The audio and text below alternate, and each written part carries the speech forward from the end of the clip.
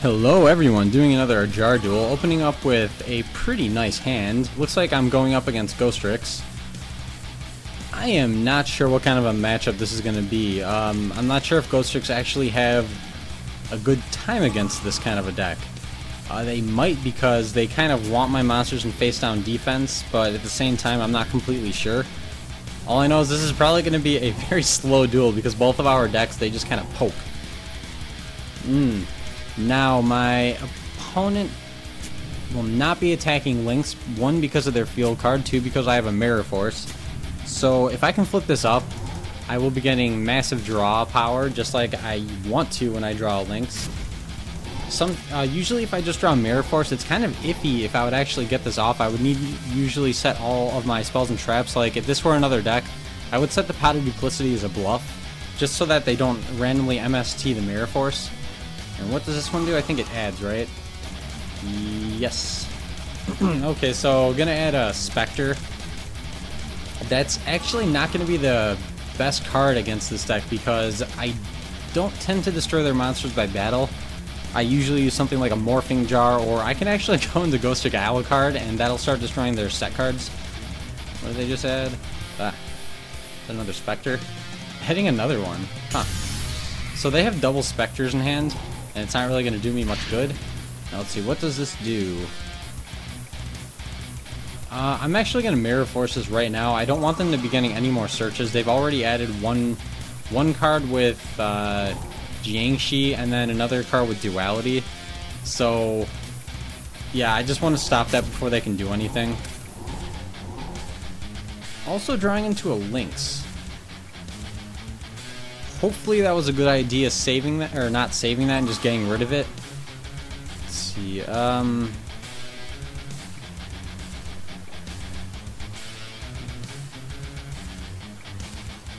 okay, I'm debating if I want Marshmallow. I'm probably going to end up either stacking it with Karaz, or when I flip Morphing Jar, I'll end up just sending it back to the deck so I can get something different, because Morphing Jar is basically going to do absolutely nothing against the Ghostricks deck. And my opponent actually, they played a whole bunch of monsters, and I know that two of these are Spectres and one's a field. There is a chance that they don't have anything that they can run this over with, and that is looking like it's the case. Especially because I don't think, if I remember correctly, you can't really summon these guys. You have to set them first unless you already have a Ghostricks on the field. So that makes them... they run at about the same speed as the monsters I'm using, which that's fine by me. Okay, and drawing a Morphing Jar. Will not be setting the Morphing Jar. I don't want to use its effect right now.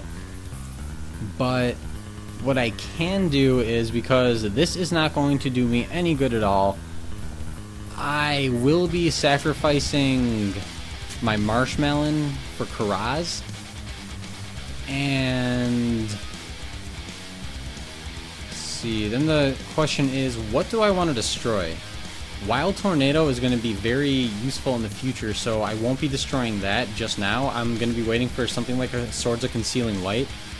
But I will be destroying Abyss Scorn. The question is, do I want to hit their... I might hit this too. Yeah, that's what I'm going to do. So I'm going to turn this to defense. I'm not going to be doing anything with it. Going to Tribute over Marshmallow. And then I'm going to use my effect on Abyss Scorn and whatever their back row is. I'm not going to hit the Ghostricks house because I know they have another one, and this card actually might actually be beneficial for me too, because I have a lot of set monsters. Let's see, control, defense position. Oh, okay. So the Spectre. Okay, so no effect for that or anything. And flipping stuff face down doesn't actually negate an effect. Actually, it makes it even harder to negate. If there were to be something like a skill drain on the field, you can actually use Book of Moon. So let's say skill drain is on the field, you summon Karaz, you activate its effect and you target. Then when the effect tries to resolve, you Book of Moon it. And since skill drain only negates cards that are face up, and this is no longer face up on the field, and the effect already tried to activate, it does continue to go through. So by doing that, it might look like he could have negated, but it does not do that. I'm using Book of Life. All I have is a Marshmallow. Huh. That's kind of too bad because The other cards in my hand are all rock. That's one of the few other cards that I'm using, but doesn't really matter. I also have a Karaz on the field, so once these two plus a Morphing Jar go to the grave, I will be able to use Pot of Duplicity. And let's see, Stein.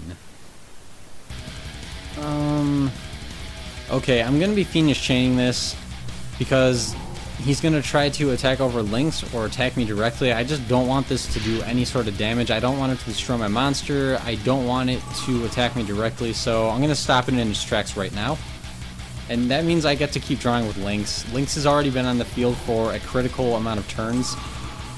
I've said it in other videos before that if your opponent has Lynx on the field, you need to get rid of it.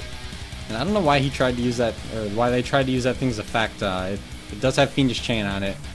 So, not really a purpose of doing that, especially without an MST or something. And next, I'm going to be able to attack over it. I would actually like to draw into a Crane at this point, although I'm not so sure that's going to happen. So I'm going to go ahead and flip Karaz. This will let me attack over Stein. I could also potentially attack over this.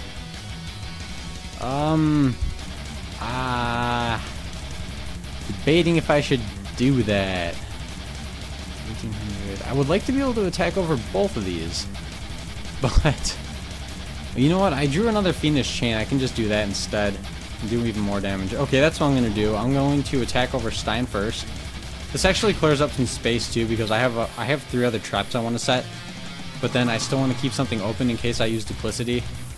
Alright, using Lantern sadly, so I think that negates the attack and then nothing happens. Yeah. Oh, looks like I have a Watcher. Probably this person's friend or a random. Either one, that's cool. Then I'm not going to set Dark Coffin because if that effect were... let's see, do I want to set Morphing Jar? I kind of want to set Morphing Jar, but no, I'm going to save it. Okay, there we go. Drawing into a Crane. Now I'll be setting a Morphing Jar number 2. I would like it to go into the grave sooner or later. But the reason I'm not saying Dark Coffin is because if they were to happen to destroy it right now, all they would do is they would choose the effect to destroy and then destroy their own Stein because it has a Fiendish Chain on it. So I want to save this for when it's beneficial. I'm only running 1, and it's actually a very good card. It can... when it hits your opponent's life points, it kind of screws with them. And what does this one do? I'm not overly familiar with Ghostricks.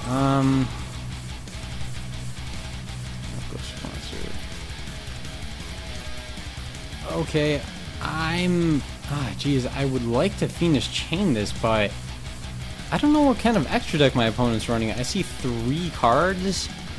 I'm gonna go ahead and take a guess that they don't have Alucards. If they do, that would really suck. But just so they don't add any more cards, I'm gonna risk it. If this were a 15-card extra deck, I would obviously not be Fiendish Chaining right now. And I don't know why, but every time I play against a Ghostrick deck, they never seem to be running a full back row, which they by far should be. And it looks like, because I chained that, my opponent had nothing left to go off of. I know that 2 of these are Specters, so that does nothing. One of them is a field card, that does nothing.